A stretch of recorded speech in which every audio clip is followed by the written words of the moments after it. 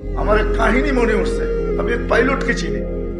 তো আমি কথায় কথায় ওকে জিজ্ঞেস করছিলাম যে তুমি পাইলট, এত বড় শিক্ষিত, তুমি ডাবল টেকার চালাও, বড় বড় ফ্লাইট চালাও, দূর দূর যাও, তুমি এরকম হলে কি করে? আমাকে বলতেছে মৌলানা मैंने अल्लाह को करीब से देख के हुआ।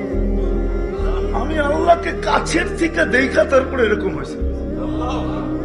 আমি বললাম যে তুমি আল্লাহকে কাছের থেকে দেখলাম মানে?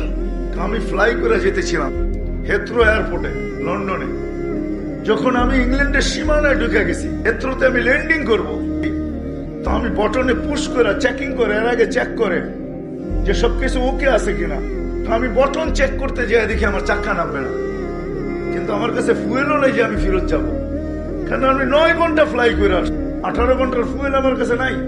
আমাকে হয়তো ক্রাশ করাইতে হবে, নাইলে নামতে হবে যে কোনো ভাবে। বলে আমি হেথ্রো টাওয়ারের সাথে যোগাযোগ করছি যে আমার